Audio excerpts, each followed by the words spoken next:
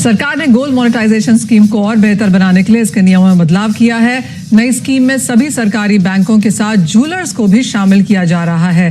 साथ ही मिनिमम निवेश लिमिट को घटाकर 10 ग्राम गोल्ड कर दिया गया है। उम्मीद की जा रही है कि नई स्कीम में लोगों की दिलचस्पी बढ़ेगी, साथ ही ये इकोनॉमी के लिए भी गेम चेंजर साबित होगा। नई स्कीम आपके लिए कितने फायदेमंद होने वाली है, जानते हैं हमारे खास शो गोल्ड मोनेटाइजेशन अब बढ़ेगी चमक।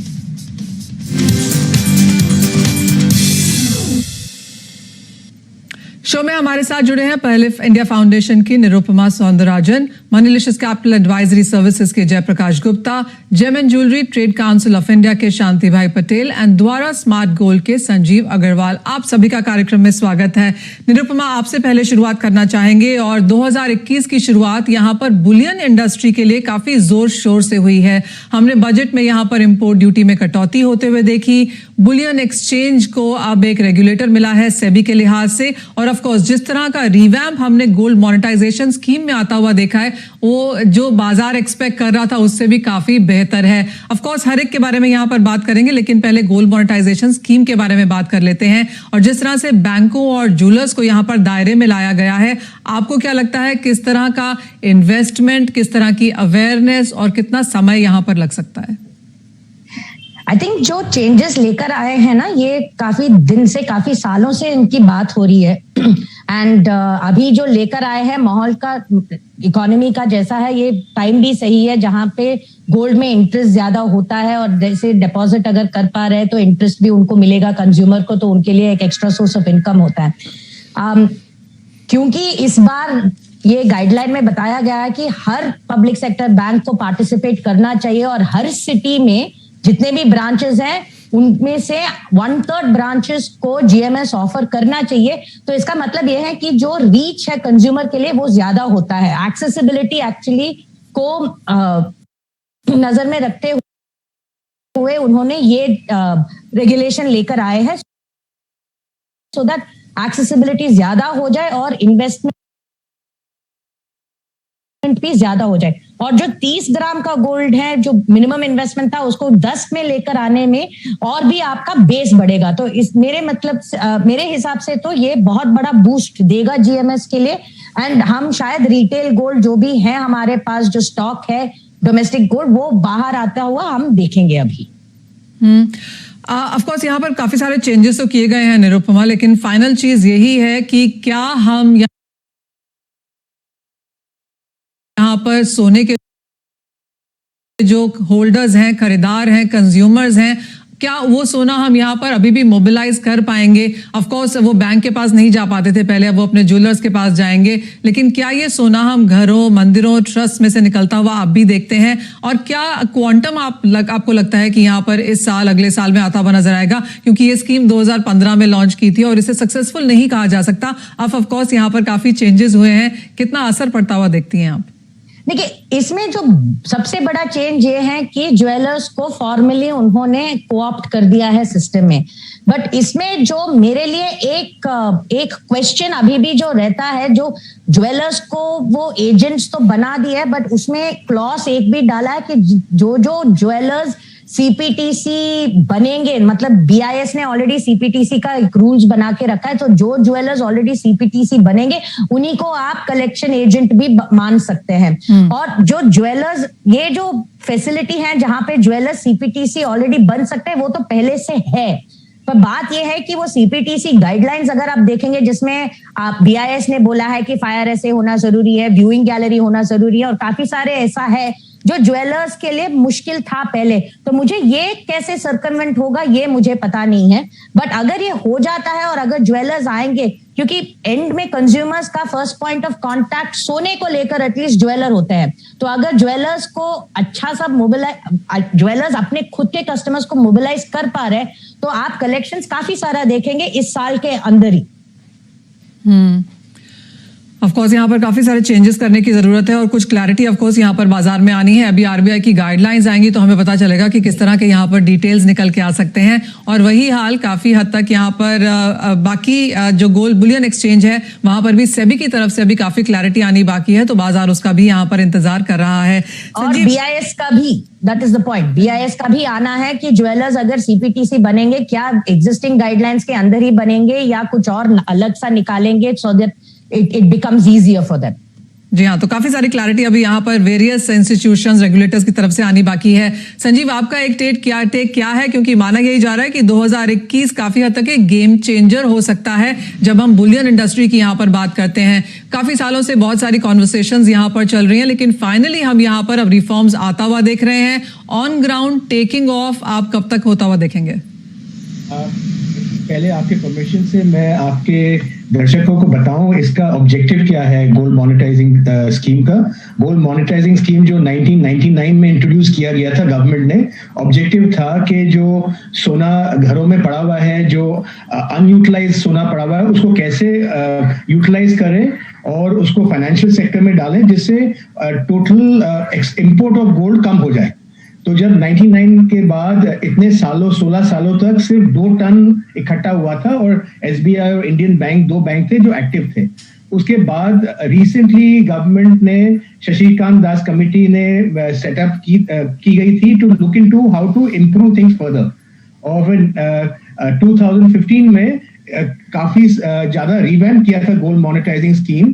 उसकी वजह आज करीब 21 टन इकट्ठा हुआ है, लेकिन इस 21 टन में से करीब 70% जो है वो टेम्पल ज्वेलरी रहा है, 80%, और बाकी का छोटा मोटा इंडिविजुअल ज्वेलरी रहा है। तो वो रिटेल में घरों में तक नहीं पहुंचा है। उसकी वजह 3-4 हैं। सबसे बड़ी वजह थी कि जो मेन प्लेयर है इसमें वो है बैंक, और बैंक ने इनिशियली काफी रिलक्टेंटली इसको स्कीम को लॉन्च किया था। इतने बड़े देश में जहां पे 1.5 लाख बैंक के ब्रांचेस हैं, तो करीब 240 ब्रांच सिर्फ ये स्कीम ऑफर कर रहे थे। So not even 0.2% of branches were offering this. So जो नया नोटिफिकेशन निकाला है फाइनेंस मिनिस्ट्री के 50% of the bank branches should offer it in itself is a one major step. दूसरी बात है कि जो कलेक्शन पॉइंट्स है, द सीपीटीसी जो है कलेक्शन पॉइंट, उसका जो स्ट्रक्चर था कि आप जाकर के अपना पुराना सोना उस हॉलमार्किंग सेंटर में दें। नॉर्मली द सीपीटीसी सेंटर पॉइंट्स और हॉलमार्किंग सेंटर्स जी, और अगर आप देखें तो ये सब हॉलमार्किंग सेंटर्स होते हैं छोटे छोटे गलियों में, मार्केट के बीच में, जहां पे मैन्युफैक्चरिंग होता है। तो अगर अगर कस्टमर को, कोई लेडी को इस जगह में जाके तीन माला ऊपर चढ़ के अपना सोना देना है मेल्ट करने के लिए, वो कभी नहीं होने वाला है। सो उस वजह से जब अभी ज्वेलर्स को अलाउ किया है, वो सबसे बढ़िया स्टेप है। लेकिन जैसे अनुपमा ने कहा है कि अगर उनको भी पूरा जो प्रोसीजर हॉलमार्किंग सेंटर के जैसे करना पड़े, जहां पे उन्हें 40 लाख 50 लाख एक सेंटर में खर्च करना पड़ेगा, तो it is the non starter. जी हाँ, काफी सारी दिक्कतें अभी शायद यहाँ पर। एक पॉइंट और मैं बताऊं कि आज ऑलरेडी ज्वेलर जो है पुराना सोना करीब 50,000 करोड़ का 100 टन से 150 टन पुराना सोना लेता है ग्राहकों से। उसको या तो कैश में कन्वर्ट करता है या न्यू ज्वेलरी में कन्वर्ट करता है, और वो हमेशा ट्रस्ट रहा है इतने सालों का। तो अगर उसी का स्ट्रक्चर में वो अलाउ करें कि ज्वेलर अपना सोना ले ले ग्राहक से और इक्विवेलेंट बुलियन वो बैंक में जमा करे, तो वो बहुत ही बढ़िया हो जाएगा। जी हाँ, काफी सारी चीजें यहाँ पर अभी फिलहाल की जा सकती हैं। अभी तो हमने एक पेपर आते हुए यहाँ पर देखा है, फाइनल ऑन ग्राउंड ये कैसे टेक ऑफ होता है इसको देखना होगा। लेकिन एक स्टेक होल्डर को भी यहाँ पर अपने साथ जोड़ेंगे, और gem and jewellery trade council of India के शांति भाई पटेल हमारे साथ हैं। शांति भाई, क्लियरली गोल्ड मॉनेटाइजेशन स्कीम का जो नया अवतार है वो काफी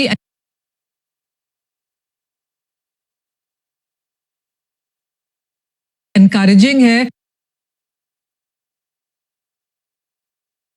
ज्वेलर्स जो BIS रजिस्टर्ड हैं, जो कि हजारों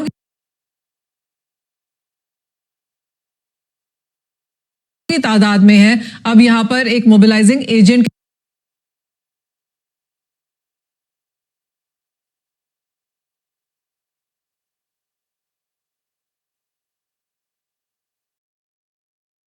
की तरह काम करेंगे।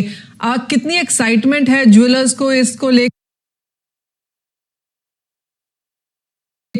कैसे आप देखते हैं जो इंसेंटिव स्कीम यहाँ पर ऐलान की गई है, क्या वो ज्वेलर्स के लिए पर्याप्त है?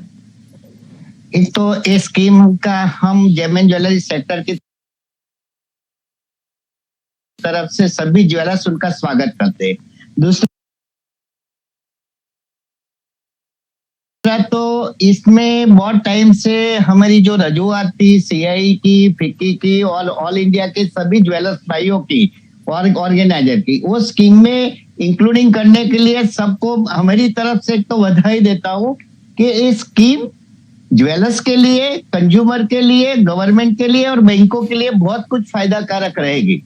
अगर ज्वेलर्स इसके साथ जोड़े तो ज्वेलर्स का एक बड़ा रोल रहता है, ग्राहक का कंज्यूमर के साथ वर्षों से एक नाता रहता है। अगर ग्राहक को अच्छी तरह से समझाने के लिए ज्वेलर्स के पास एक रिलेशन मेंटेन होता है, तो मैं मानता हूं कि ज्वेलर्स को इसमें इंक्लूडिंग करने के हिसाब से इस स्कीम का रिजल्ट बहुत कुछ अच्छा आएगा। अभी आरबीआई का नोटिफिकेशन आने के बाद मैं मानता हूँ स्कीम और कुछ ज्यादा सक्सेस होएगी और मैं तो उनकी 2021 में नई जेमन ज्वेलरी सेक्टर के लिए दो चीज अच्छी हुई। एक तो एक कस्टम ड्यूटी भी हमारे ट्रेड में अच्छी तरह से रिड्यूस हुई, दूसरा ये स्कीम भी अच्छी है। हम तो स्कीम का स्वागत करते हैं और इस स्कीम में पूरा सहयोग देंगे हिंदुस्तान के सभी ज्वेलर्स, सभी एसोसिएशन। शांति भाई, ऑफ कोर्स इसमें जुड़ने के लिए ज्वेलर्स को यहाँ पर जो अगर एजेंट बनना है तो सेइंग, वोल्टिंग, उसको माल को लेना रखना वो सब भी यहाँ पर करना होगा। कितना परसेंटेज ज्वेलर्स आपको लगता है ये सब करना चाहेंगे, कर पाएंगे, वो सारी फैसिलिटीज मुहैया कर पाएंगे? इसमें क्या है, शुरुआत हुई थी है तो मैं मानता हूँ कि अच्छे लिमिटेड जो ज्वेलर्स है, बड़े जिसका प्लेटफॉर्म है, कंज्यूमर के साथ अच्छा रिलेशन है और 5-25 शोरूम की उनकी संख्या है, वो लोग ज्यादा इसके साथ पहले जोड़ सकेंगे और उनके हिसाब से छोटे छोटे ज्वेलर्स उनका बेनिफिट ले सकेंगे। पहले तो मैं मानता हूँ कि बड़े ज्वेलर्स उनके साथ इंक्लूडिंग होएगा जिसका कस्टमर बेस अच्छा है, अच्छी तरह से वो सर्विस दे सकता है, अच्छी तरह से वोल्टेज का जो प्रश्न है, रिफाइनरी का प्रश्न है, ग्राहक को भी जोड़ने के लिए थोड़ा अवेयरनेस प्रोग्राम भी हमारे को करना पड़ेगा। अवेयरनेस प्रोग्राम के बाद ज्यादा ज्वेलर्स इसमें इंक्लूडिंग हो सकेगा और सरकार की तरफ से हम वही अपेक्षा रखते हैं कि ज्वेलर्स के इंसेंटिव किसी तरह से ज्यादा दे सकते हैं और ज्यादा ज्वेलर्स कब जोड़ेंगे कि गवर्नमेंट की तरफ से इंसेंटिव भी अच्छा होना चाहिए और ग्राहक को अच्छी तरह से अवेयरनेस प्रोग्राम बनाएंगे। मैं मानता हूँ ज्यादा ज्वेलर्स इसमें इंक्लूडिंग हो सकेंगे। चलिए, काफी एक्साइटमेंट यहाँ पर है, कुछ करने की जरूरतें ऑफ कोर्स यहाँ पर पड़ेंगी ऑन ग्राउंड, लेकिन एज ऑफ नाउ जो अपलिफ्ट है वो बेहतरीन देखने को मिला है। जय, आपके पास भी आना चाहेंगे। ऑफ कोर्स जो रिफॉर्म्स यहाँ पर चेंज होते हुए नजर आए हैं, इसका इम्पैक्ट हमने सोने के प्राइसेस में भी आता हुआ देखा है। आगे जाके बाजार मानता है कि चाहे वो प्राइस डिस्कवरी है, क्वालिटी एश्योरेंस है, ट्रांसपेरेंसी है, वो सभी इस बाजार में हम बनता हुआ देखते हैं।